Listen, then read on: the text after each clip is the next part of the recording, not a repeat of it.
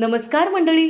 स्वामी ज्योतिषमध्ये मी सौ जयश्री रत्नदीप पत्रे स्वामी तुमचं मनपूर्वक स्वागत करते. तर मंडळी, आपण आजच्या चंद्रग्रहणाचे महत्त्व, चंद्रग्रहणात काय करावे आणि काय करू नये, चंद्रग्रहण चालू असताना कोणते नियम पाळायचे आहेत, या दिवशी कोणत्या मंत्राचा जप करायचा आहे आणि त्याचबरोबर संध्याकाळी ग्रहण संपल्यानंतर आपणास कापुरासोबत या 5 वस्तू जाळायच्या आहेत. त्या वस्तू कोणत्या आहेत जाणून घेण्याआधी चॅनलला सबस्क्राईब करा, बाजूच्या घंटीला ऑल करा, त्यामुळेच मी टाकलेले प्रत्येक व्हिडिओ तुम्हाला पाहता येतील. तर मंडळी, 3 मार्च रोजी होणारे चंद्रग्रहण हे एक महत्त्वाचे खगोलशास्त्रीय आणि आध्यात्मिक पर्व आहे. ग्रहणाच्या काळात वातावरणात विशिष्ट बदल होत असल्याने शास्त्र आणि परंपरेनुसार काही गोष्टी पाळणे हिताचे मानले जाते. चंद्रग्रहण ही एक केवळ खगोलीय घटना नसून आध्यात्मिक दृष्टीने हा काळ जप, तप आणि ध्यानासाठी अत्यंत फलदायी मानला जातो.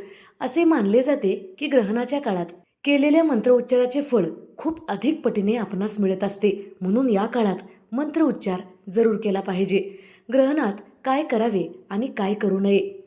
ग्रहण सुरू झाल्यावर ओम सोमाय नमः या मंत्राचा जप आपणास करायचा आहे. ग्रहण काळात किंवा ग्रहण सुटल्यावर गरजू व्यक्तींना धान्य, कपडे यथाशक्ती दान करावे. अन्न पदार्थ आणि पिण्याच्या पाण्यावर आणि आपल्या खाण्याच्या पदार्थावर तुळशीची पानं ठेवायची आहे, जेणेकरून अन्नावर ग्रहणाचा नकारात्मक परिणाम पडणार नाही. ग्रहण काळात शक्यतो जेवण करू नये. बाल, वृद्ध आणि आजारी व्यक्तींना यातून सूट असणार आहे. ग्रहण सुरू असताना झोपू नये असे शास्त्र सांगते. ग्रहण सुरू असताना विडी, चाकू किंवा कात्रीचा वापर करणे टाळलं पाहिजे. विशेषतः गर्भवती महिलांनी या वस्तूचा वापर करायचा नाही. ग्रहण संपल्यानंतर कोणती कामं करायची आहे. ग्रहण सुटल्यानंतर मोक्ष झाल्यावर शुद्धीकरणाला महत्त्व असते. ग्रहण सुटल्यानंतर प्रथम घर झाडायचं आहे. त्यानंतर घर पुसून घ्यायचं आहे. घर पुसत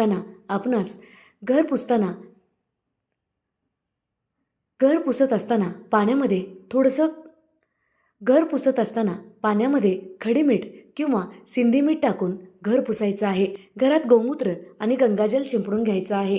नंतर आंघोळ करायची आहे. आंघोळीच्या पाण्यात सुद्धा थोडंसं मीठ टाकून आपणास आंघोळ करायची आहे, कारण नकारात्मक ऊर्जेचा प्रभाव आपल्यावर सुद्धा होत असतो.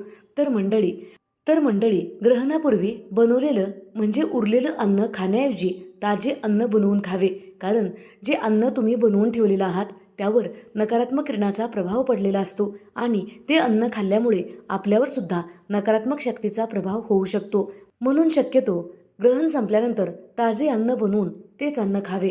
ग्रहण संपल्यानंतर घरात कोणती वस्तू जाळायची आहे याविषयीची माहिती पाहूया. शास्त्रानुसार ग्रहण संपल्यावर घरातील नकारात्मक ऊर्जा बाहेर काढण्यासाठी कोणत्या वस्तू जाळणे शुभ मानले जाते बघा. धूप आणि गुगळ घरामध्ये जाळणे आणि सर्वत्र त्याची धुरी देणे शुभ मानले जाते. याचा धूर संपूर्ण घरात फिरवल्यामुळे घरातील नकारात्मक शक्ती नष्ट होते आणि वातावरणातील जंतू नष्ट होतात आणि घरात आलेली नकारात्मक ऊर्जा ही सकारात्मक ऊर्जा निर्माण होते. ग्रहणाची नकारात्मक ऊर्जा आपल्यावर व आपल्या घरातील लोकांवर पडू नये म्हणून आपण संध्याकाळी ग्रहण संपल्यावर कापुरासोबत काही वस्तू जाळायच्या आहेत. त्या वस्तू कोणत्या आहेत जाणून घेऊया. सर्वप्रथम आपणास एक मातीची पंती घ्यायचा आहे. त्यामध्ये आपणास तांदूळ टाकायचा आहे. तांदूळ टाकल्यानंतर त्यावर खोबराचा तुकडा ठेवायचा आहे आणि त्यावर कापुराच्या 3 वड्या ठेवायच्या आहेत. कापुराच्या वड्या आपणास तुपात बुडवून ठेवायच्या आहेत. कापूर भीमसेनी असेल तर उत्तम, नसेल तर तुम्ही तुमच्या घरामध्ये जो कापूर आहे तो घेऊ शकता. आणि कापुरावर तुम्हाला 3 मिरं आणि 3 लवंग हे सुद्धा तुपात बुडवून ठेवायचं आहे. त्यानंतर त्यावर चिमूटभर काळे तीळ टाकायचे आहे, ज्यामुळे घरात नकारात्मक ऊर्जा टिकणार नाही. हे सर्व साहित्य ठेवल्यानंतर आपणास कापूर पेटवून घ्यायचा आहे. प्रथम देवांची आरती करायची आहे. आरती केल्यानंतर तुळशीला 5 वेळा ओवाळायचा आहे. त्यानंतर संपूर्ण घरामध्ये हा कापूर फिरवायचा आहे. अगदी कानाकोपऱ्यात सुद्धा आपणास हा कापूर फिरवायचा आहे, कारण नकारात्मक ऊर्जा आपल्या घरात टिकू नये म्हणून. या कापुरामुळे ती जळून जाते. त्यानंतर तुम्हाला मुख्य प्रवेशद्वाराला 7 वेळा ओवाळायचा आहे आणि तो कापूर त्याच जागी ठेवायचा आहे. ते मुख्य प्रवेशद्वाराच्याच समोर ठेवायचं आहे. मुख्य प्रवेशद्वाराला ओवाळल्यानंतर कापुराची पंती आपणास घराच्या आतमध्ये आणायचं नसतं, म्हणून ते तिथेच ठेवायचं आहे. रात्रभर तिथेच राहू द्या. त्यानंतर रात्रभर ही पंती मुख्य प्रवेशद्वारावरच राहू द्या. त्यानंतर सकाळी उठल्यानंतर ही पंती घ्या आणि त्यामध्ये उरलेली राख असते ती राख एखाद्या झाडाच्या बुडाशी टाका. हा उपाय चंद्रापासून निघणारी किरणं जे आपल्या घरात अशुभ परिणाम देण्यासाठी आलेली असतात तर ते अगदी नष्ट होतात आणि आपलं घर पवित्र होतं. आपल्या घरात नकारात्मकता प्रवेश करत नाही आणि जर नकारात्मकता घरात प्रवेश केलेली असेल तर ती या कापुराच्या अग्नीमध्ये जळून जाते. म्हणून हा उपाय चंद्रग्रहणाच्या दिवशी करणं आवश्यक आहे. तर मंडळी, चंद्रापासून निघणारी हे नकारात्मक किरणं आपल्या घरात पडल्यानंतर आपल्या घरात रोगराई होऊ शकते. आपल्या घरातील लोकांवर नकारात्मक परिणाम पडू शकतो. त्याचबरोबर घरातील व्यक्तींच्या स्वभावात सुद्धा फरक दिसून येतो. म्हणून या सर्व गोष्टीपासून वाचण्यासाठी आपणास कापुरासोबत या वस्तू जाळायच्या आहेत.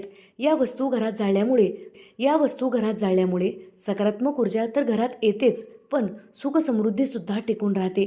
तर मंडळी, हा उपाय चंद्रग्रहणाच्या दिवशी आपणास आवर्जून करायचा आहे. चंद्रग्रहण सुटल्यानंतर तुम्ही 7च्या दरम्यान हा उपाय करू शकता. धन्यवाद. जर व्हिडिओ आवडलेला असेल तर नक्की लाईक करा, शेअर करा, सबस्क्राईब करा. बाजूच्या घंटीला ऑल करा. त्यामुळे मी टाकलेले प्रत्येक व्हिडिओ तुम्हाला पाहता येतील. धन्यवाद. हर हर महादेव. ग्रहणाच्या दिवशी आपणास ओम सोमाय नमः या मंत्राचा जप करायचा आहे किंवा ओम नमः शिवाय या मंत्राचा सुद्धा जप आपण करू शकता.